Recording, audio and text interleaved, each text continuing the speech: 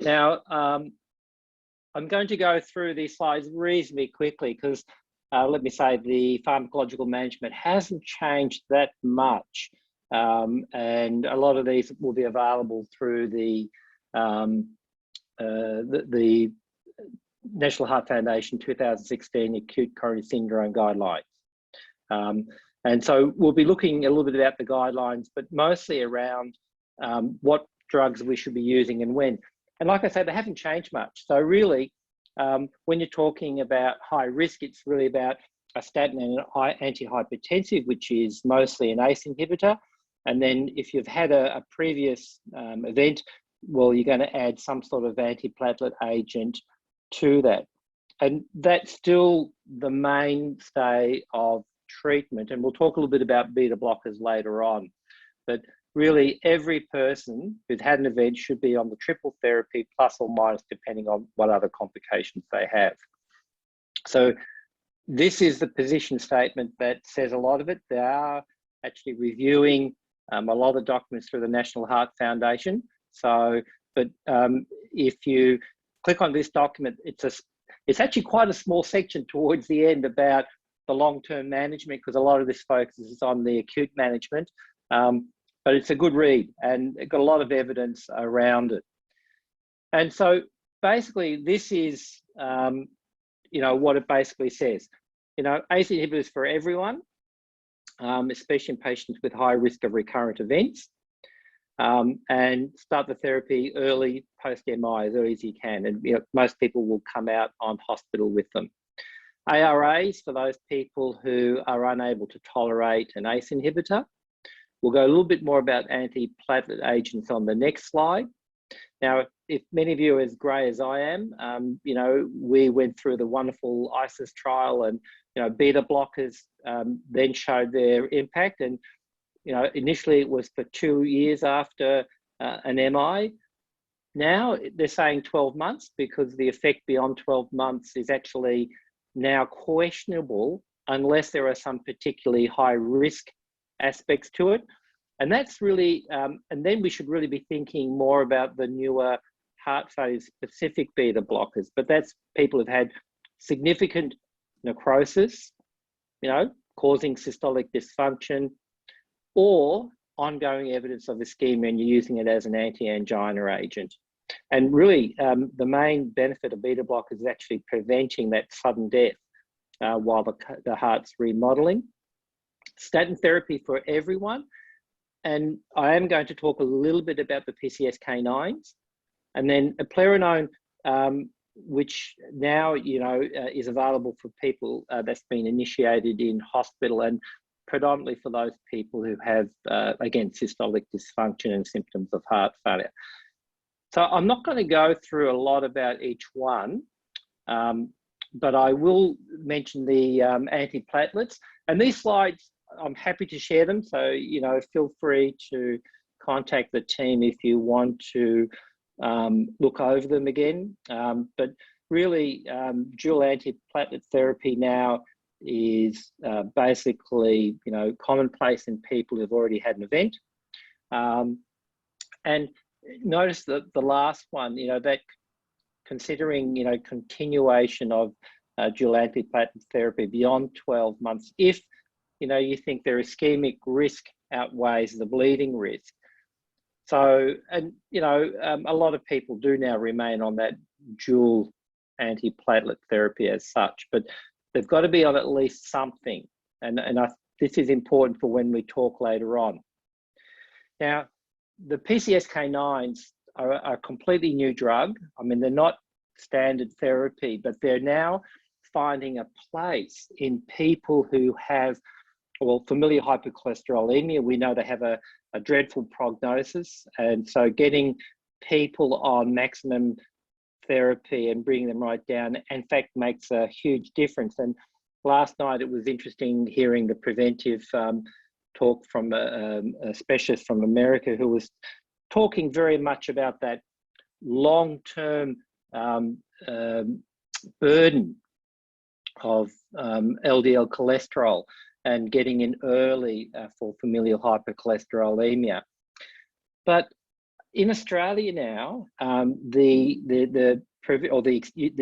indication for use of PCSK9s has actually been extended. So basically, if you've still got symptomatic, cardiovascular disease, your LDL is well above target, despite being on a maximum dose of statins with ezetimibe, and you have all these particular things that you need to show. And I suppose that the reason why I'm putting this slide up is that if you do have a recurrent offender, someone who's had multiple infarcts, whose LDL, despite being on maximal therapy, you should be, thinking about sending them back to the cardiologist with a specific question. Do they meet the eligibility criteria for the PCSK9s? And it was the Fourier trial that, managed to get their cholesterols, their LDLs, even below 1. And there was, again, a further improvement or a decrease in future events. So we know they work. And I think if we all have people that we know of that have multiple infarcts, despite appropriate therapy, well, now there's something more that we can actually do for these people. So anyway, it's good to know. It's good to know they're there. And the targets, interestingly, they are changing slowly but surely. So these are came from the Melbourne pathways. I thought, well, they've been updated on a regular basis. So I thought I'd look at them, and this is what they've stated, which is all currently accepted. And note that the LDL is less than 1.8. Again, when I first started, it was less than 2. In fact, when I first started, there wasn't even the target. It was just put them on a statin. But that's actually moving as well. So you can see that in many of the studies, they're actually going for lower LDLs. And the lower the LDL, there is a progressive decrease in a lot of the endpoints around AMIs and death. So, Europeans now are actually going for a target of less than 1.4. And it wouldn't surprise me if, with the release of the new guidelines, that LDL cholesterol be lowered yet again. Again, this is looking at the blood pressure side of things, and again, comes from the health pathways. And I think it's a really nice diagram to look at where the targets around blood pressure is. And again, that, everyone has access to the health pathways. And, I still have concerns about people who have, blood pressures between 140 and 160, despite having a low risk. But the Council of Perfection is at the moment, those people, we can certainly wait for lifestyle. But it's a great little diagram to show where we should be intervening and what the targets are. And certainly I do like the targets being lower for those at higher risk. I mean, if you can get there and if you can get there safely, I mean, I think that's really important. But this is what I wanted to talk about. I think this to me is the key. Despite, yes, we're getting all these new things as we go along, but at the moment, we're currently not using the tools that we have appropriately. So this was looking at people presenting to a Queensland tertiary hospital.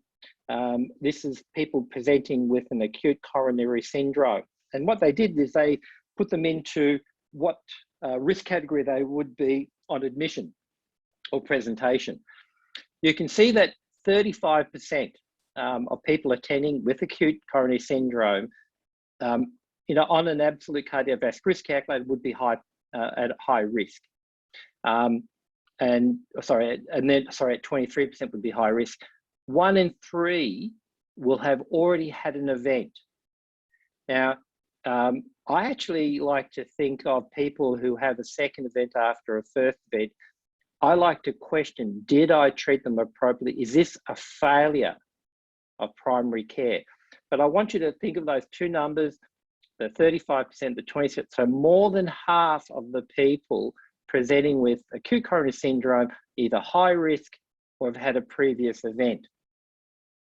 Then when we look at what therapy they were on, so you can see that, in fact, nearly half of those people who are at high risk, no previous CVD, but high risk, weren't on any therapy whatsoever.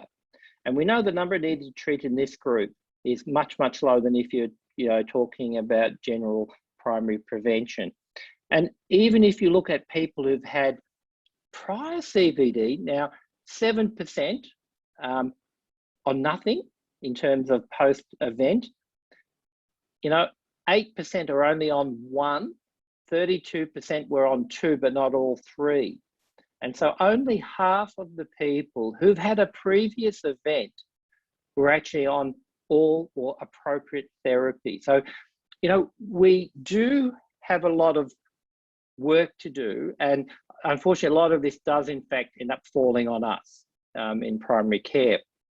Now, of course, Joanne then said, but what about people coming out of hospital? So this is a snapshot from ACS, people being discharged. And you can see even in the hospital situation, only basically about 70% in the principal referring hospital are actually getting all therapy that they're supposed to be getting. And you can see it actually varies quite a lot as you go down to medium and smaller services. And of course, I must admit I was actually impressed with the uptake of cardiac rehab, because certainly in some of places like Melbourne, it can be less than 40% and to actually take up cardiac rehab, and that can actually make a difference. But again, we know the hospitals aren't actually, or forgetting to put people on the appropriate therapy. So again, we do need to be mindful and actually pick up the slack, because it does make a huge difference for our patients. We don't want them to be, frequent flyers, so to speak. And, it's more than, so this is work that was done by Charlotte Hest up in University of New South Wales. And you can see here, she was looking at another database, looking at people who had established cardiovascular disease and high risk. And again, in her particular cohort, which was from primary care, you can see here that 1 in 5 are on nothing.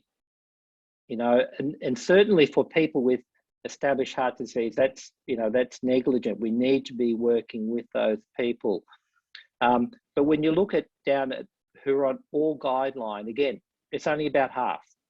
And then you see that basically more than half of the people who have established heart disease and high risk are actually attending with an ACS. So again, we can actually make a huge impact here if we get this right. And treatment to targets, again, got a long way to go. And we are talking about people's lives. I know people don't like polypharmacy, but in this situation, it can make a difference. And that's just the breakdown of how she actually went around and worked them. These are people at high risk clinically. These are people you don't need to do a risk calculator on because of where they sit.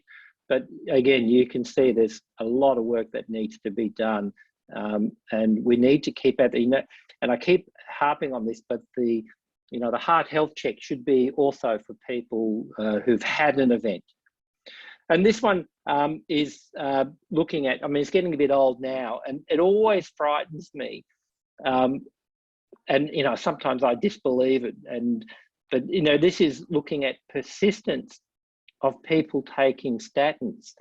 And so you can see, even in here, of those people prescribed a statin, a significant proportion actually even fail to get the first script.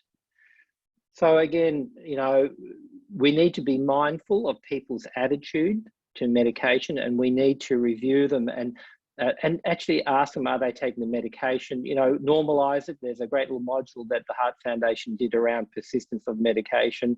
And be very non-judgmental, but actually get them onto the journey to make sure that they do persist with their medications. And again, this was looking at another a region in WA, Busselton. And again, you can see here in the column with prior CVD, again, lipid lowering medication, 60%.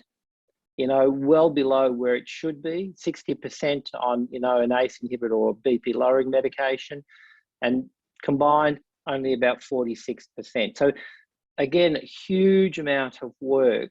And I really do like the idea that, and thank you all for actually being involved in this sort of quality improvement and approach to people who've had events or at high risk, because in the end, it will make a huge difference.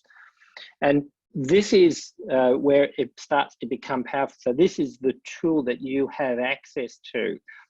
And you can see that they're filtered for people at up to 120, which I am impressed. But they've picked patients who are active, and then they've picked people who've actually got cardiovascular disease. And what I like down here, you can see the numbers telling you what needs to be done. So you can see in this particular group here, consider initiation. So these are people with cardiovascular disease who aren't on a statin.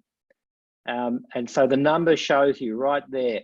So again, what I would be encouraging you to do is to actually get onto your Future Health Today website and actually do this and actually, pick out a cohort. So you might say, well, consider initiation here, consider initiation of an antihypertensive, create a cohort. And then it allows you to actually track the patient longitudinally and that group to see, in fact, how you're doing and whether you're actually managing to up titrate them or commence the medications. And this is where, you can see how many are waiting to be reviewed, and you can see the breakdown now. Joe and Natalie might want to comment more about this particular chart, but it's a powerful tool, and really we need to be using tools like this because at the end of the day it's going to save lives. And of course, you're all familiar with the pop-up window, so this is where it becomes a really powerful tool where it actually closes that loop and allows people to make those changes.